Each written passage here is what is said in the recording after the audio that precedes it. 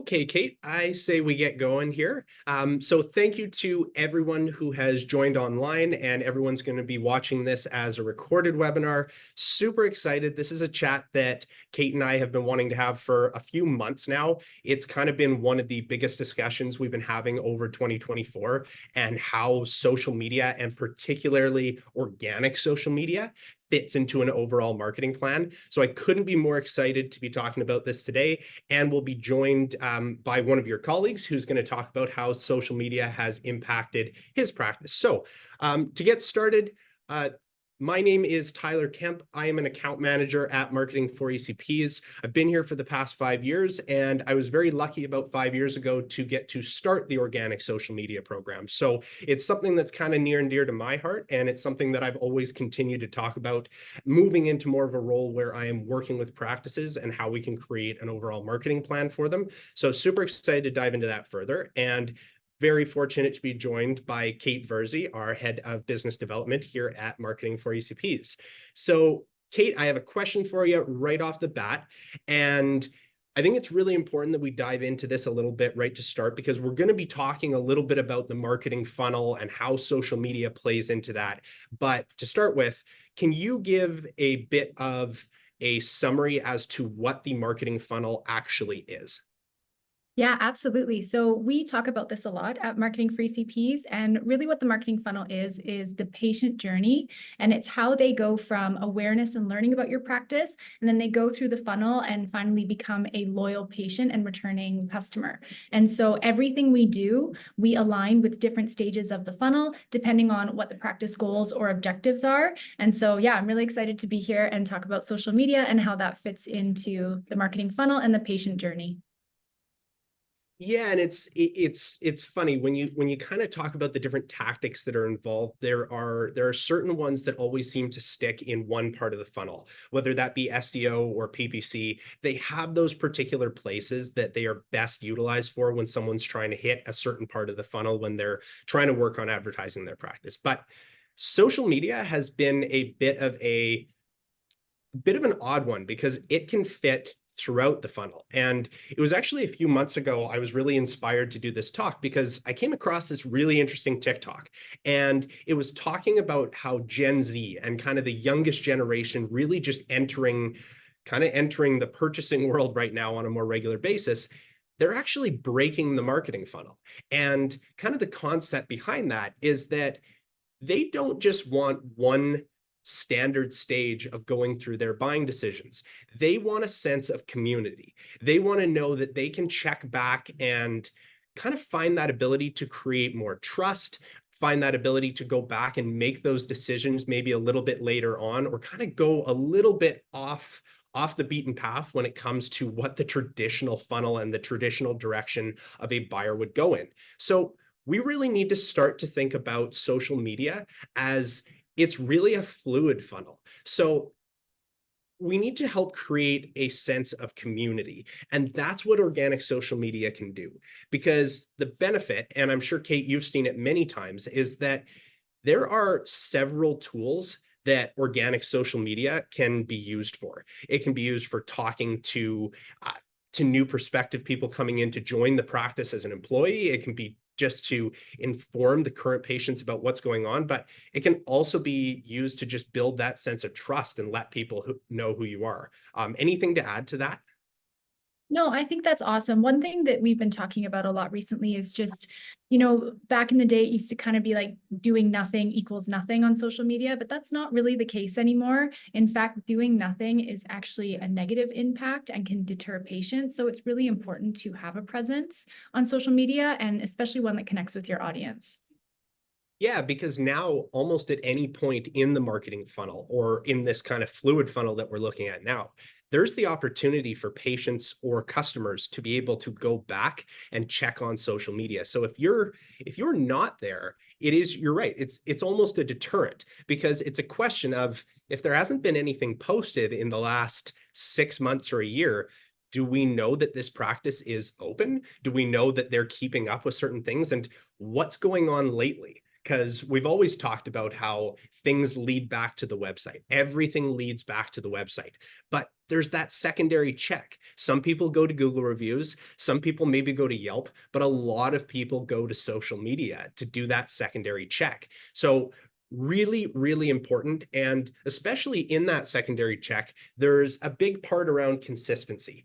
I love showing off the Marketing for ECP's Instagram grid because what it does really, really well is it keeps the consistency between the website and social like completely together. There is no question when you go to either of them that you're landing on the same company. You're landing on the same brand presence. And that's extremely important. And that's something that over the last number of years, we have really tried to develop in terms of the social media program that we run at 4ECPs to make sure practices are the same. Because when people are doing that research, they want to be able to jump back and forth easily and have no confusion and an immediate sense of trust. So I'm really excited today to be joined by Curtis Rapley, Executive Director at Alaska Eye Care Centers, who's been a client with us for several months and has been using our social media program for a while now. And Curtis, thank you so much for joining us today.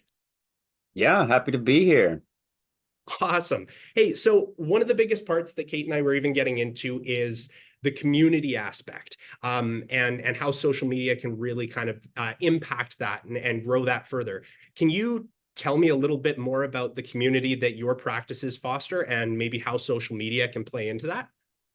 Yeah, so we're fortunate to be one of the longer, I guess, one of the older practices in Alaska, in Anchorage. We've, our one of our partners that just retired, she'd been here for 42 years, right? And so we had this natural, and Alaska itself is already kind of a very community based. We huddle around together like penguins because it's nice and cold up here. And then we huddle around the rivers when we're out fishing. So it's it's a very community focused environment anyway, and so the social media aspect of it just is a natural move for everything that any business, anything that's going on up here in Alaska. We have so many people looking for that. And when you have these multi-generational families coming to our practice and the newer generation looking for, well, why did grandpa go to this place? And we can provide that community that grandpa felt in person, like that used to be back in the day. Now it's kind of a different area that we create this community where it's online, and when they come in the store we can create that same environment that their parents and grandparents knew and loved. And so that it's pretty interesting to see the shift. You were talking about the change in the funnel. It's what I find is that the it seems like it's kind of this almost again this full circle back to almost the 1950s 40s where you were very brand loyal because of how you felt just having that thing, right? And then it turned into the 70s 80s 90s where it was just kind of like, it's whatever is the coolest newest thing. And now it's kind of feels like it's going back. As we use social media, we can now capture that same environment of, no, this is a community. This is when you come to us, when you see us online, when you come to our store, you're part of something that that you can be proud of. So you brought up something extremely interesting there, and it's one of the main objections to the use of social media that I hear, and that is we've been around for a very long time. People know us already. Why do we need to be on social media at all? Well, you bring up a very interesting point that you're now on to that potentially third generation of patients coming through the practice after 40 plus years. They want to make their own decisions.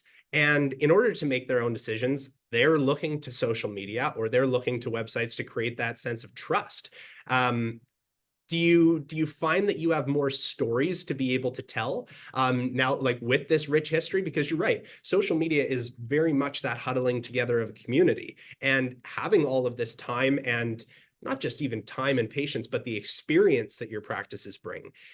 Do you see more ability to be able to talk to that sort of thing on social media? Oh, absolutely. I mean, because we have such a loyal customer base, patient base, it makes it easier also to approach them to ask if we can share their story, if they have experiences. You know, we have employees that are not our doctors that have been here over 20 years. We have about 4 or 5 people that have been here over 20 years. They know the patients. They know them by name. They when they walk in, it's this, even though we have we're starting in July, we're going to have 8 doctors, right? We have a huge patient volume that comes through our 2 clinics. But there is this ability to use these stories and tell them, and then also it gives us information on what are the questions people are asking. And it really is a multi-faceted approach to using your social media to maximize social media, right? So you need to know, what are the local people saying? What are the websites? What are the search engines saying? You know, how, and be able to answer all those questions. We have the answers. We can tell the story. We have the information and the education. We just need to, you know, leverage that and get it out to those that are now looking and questioning, hey, where can I find this information? So it's funny because I think I saw the wheels in Kate's head turning at the same time as mine, because this was actually a point that we've been discussing for weeks as we kind of prepare for this conversation today. And that's that what Kate is hearing a lot at practices is that a big part of utilizing social media is that it's not just about talking to patients. You said it best. You have a budding team. You have new doctors starting, which is eventually going to lead to more team members starting. And being able to create that sense of who you are as a practice, who you are as a community within there, it's a reassuring feeling to people who are wanting to join your team to look and go, wow, that person has been there 20 plus years. That is a team that I want to be a part of. So I imagine with that kind of piece, it really pulls back to the ROI of what social media actually does, because that's another big question and objection that I get a lot. Because as you know, organic social media, it's not a lead generating program. It's not meant to post something and suddenly that means 10 patients are going to walk through your door tomorrow. So in your opinion, where do you see the ROI from social media? Is it big to that community aspect, or does it have kind of multiple aspects for you? I mean, there's more and more metrics that you can measure as we've, you know, delved into social media, right? So there are some tools out there that you can see there is some ROI to this. But for the most part, it really is just like, I mean, why do people decorate their store? Why do they spend money to put up decorations? Why do you rearrange, you know, the frames in a certain way? Can you really track the ROI if someone looked at your store and was like, ooh, that was nice, I'm gonna go in and do that? You really can't, right? You know, and so it's the same thing with social media. You're trying to build a feeling. You're trying to build, you know, it's the patient experience, customer experience, you know. And so it's measurable to me when, yeah, obviously there's engagement, you know, if there's people engaging in your posts, that's great. But again, there's so much more that you're looking for when it comes to your interaction with people on social media that you cannot measure. And that's the hardest part for any very analytical person to grasp is, first, I don't know how to do this because I don't know how to use feelings. I need logic, right? And so that's always the challenge. The creatives, the people that have been in marketing and advertising, they get it, they feel it, they can understand it for the most part. But I feel like, well, in all reality, I feel like ROI with this is just as voodoo as it is with TV ads and magazine ads. You really don't know how many people are watching your TV, right? Has anyone, I mean, I'm sure maybe some of you have participated in one of those paper booklet polls that the TV used to send to you to say, hey, we want to track what you're watching. And you have to physically write down the episodes and what you watched at what time. And then like a week later, you're like, oh, I should have done that. They were going to pay me like $50 for doing, you know, and then you try to scramble and remember. It's inaccurate, right? So there, at least social media has true accuracy of numbers of actual things that are happening. that you can track and you can see progress, as opposed to these, print ads or anything else where they claim this is how many people we send it out to. Yeah, but how many people are actually looking at it? So I think it kind of speaks for itself when you look at actual numbers and that you can track. Curtis, we are so grateful for the time that you gave us today. I know you've got multiple doctors that are all joining in the next little while here, so I'm going to let you get back to your busy day. But thank you for your insight. You've even given me a few things to think about that I hadn't considered. So really appreciate your time, and you're more than welcome to stick around. But Kate and I are going to delve into this a little bit further. So thanks again. Yeah, thanks for having me. Awesome. Thanks, Curtis. See ya. So, Kate, there are so many things that we can get into from what Curtis brought up. I think one thing that I'd like to touch on right away is he brings up a really interesting point that it can be kind of a comparison to what people think of a TV commercial or a radio ad. But as he kind of alluded to at the end there is so much more data that we can gather from an organic social media perspective. Can you touch on that a little bit? Yeah, absolutely. I love that he brought that up because I worked in TV advertising and radio advertising for years. And, it is really interesting because you just put the message out there and hope that the right person sees it. Whereas social media is so great and that we can look at the different things. And one of the things that we really try to look at is not just the posts that, don't do well, but the posts that perform really well, because it's, again, just about connecting with that audience. And so just having that ability to track and measure and review what you're putting out there, it just really helps you make more informed decisions when it comes to your marketing. Yeah, and honestly, just having a presence on social media that connects with your audience is what really matters. So we kind of talked about it a little bit when we started chatting with Curtis there. Some of the things that you're seeing now, you're at conferences all the time. And so you actually have the chance to be around a large group of different practices and even clients that we work with now. We talked a little bit about how social media can be great for creating that sense of this is a great place to come and work. What are some of the other issues that you're seeing from practices that they're bringing to you that social media could actually play a part in helping out with?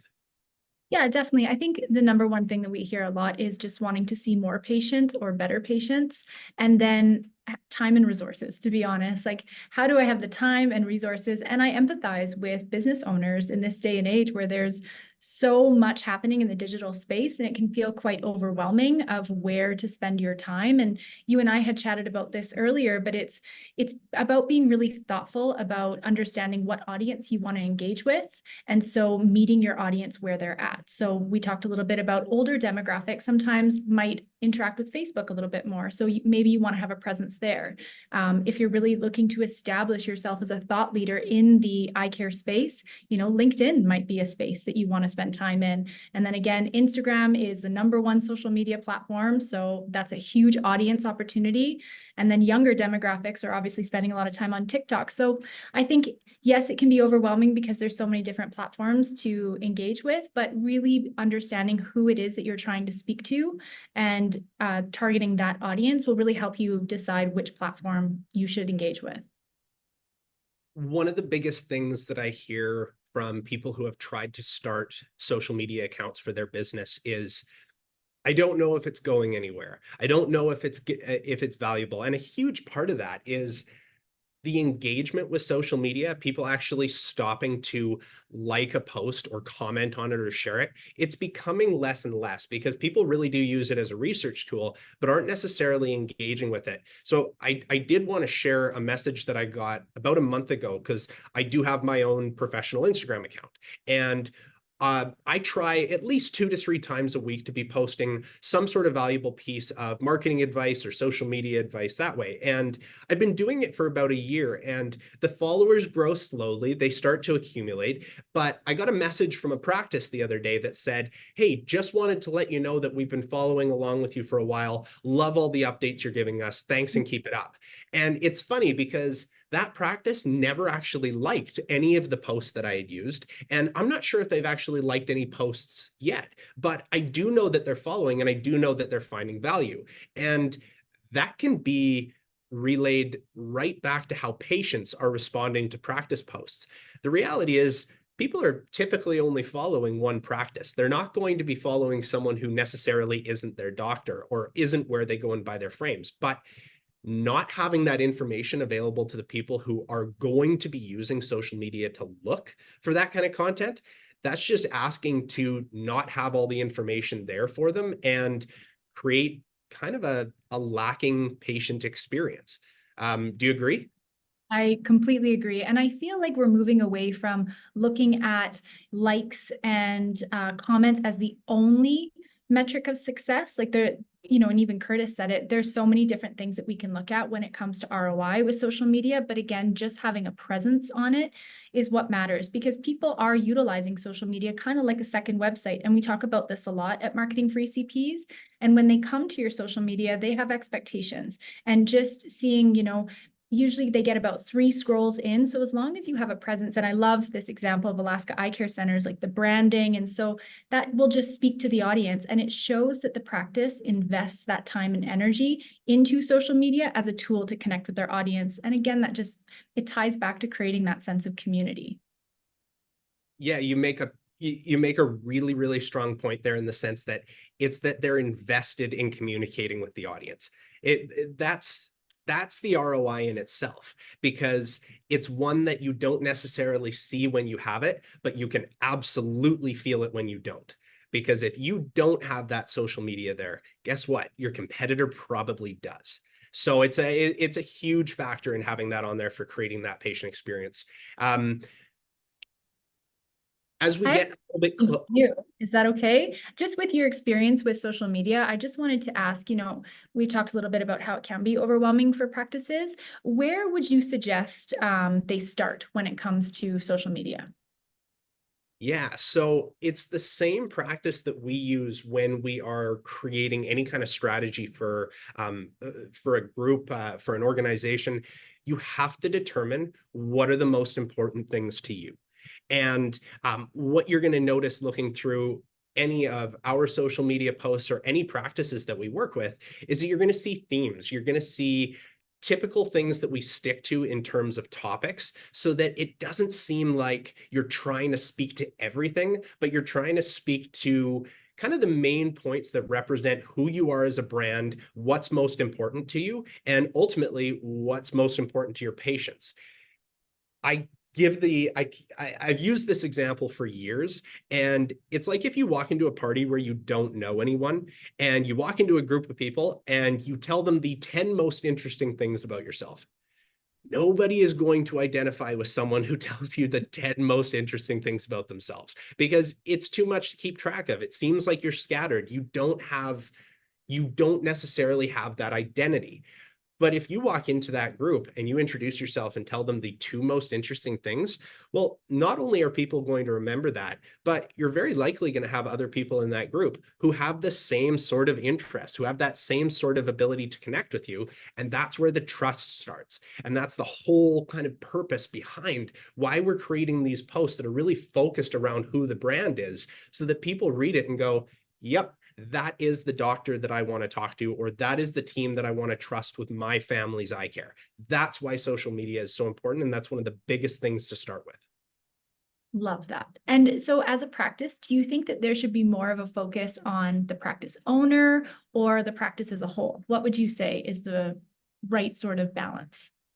I'm going to say 90% of the time it's going to be focused on the practice as a whole. I think there are certain cases where a doctor has done a terrific job of establishing themselves on social media and created a bit of a brand and a presence of their own, which can really help to elevate who you are as a brand. And I think having that specific branding, I mean, Kate, both you and I know it, that creating a certain brand for yourself, even within the larger brand of your organization, can be really important. It's how people start to identify with you, and also establish a sense of legitimacy as to who that is. So yeah, so it's a little bit important on both, but people want to know about, when they walk in the doors, what are they experiencing? And that is not just the practice owner. That is not just the main doctor at a practice. That is, what is the overall experience? Who is the team? What are they walking into? What kind of frame selection do you have? How nice is your waiting room? like those small things can make a really big difference in creating that kind of overall perception of a brand. Absolutely. Well, if anyone has any additional questions, I'm going to put up our question or our information here at the end. You can email me directly, or you can email 4ECPs, info@4ecps.com. But I'm going to put this up on screen here. Now, this is one that we didn't really get into too much, but Canva is an amazing tool that can be utilized by almost anybody. It is basically it's an editing tool that can make you look like a graphic designer even when you're not. It's got me through a lot of moments where I needed to create something that looked really professional. And it's a really very cool tool to be able to take your own photos, but add that extra level of customization, even pull in certain brand elements from your own website. So if we have an e-guide here, a beginner's guide to using Canva for social media, we will be sending out this to anyone who's attended the webinar as well, but you can use the QR code to download it now. And any other questions, please feel free to reach out to us at info@4ecps.com, or follow us on Instagram or myself that way as well. So thank you everyone for joining again today. Thank you, Curtis, for joining, and we're really excited for you to get started on your social media journey.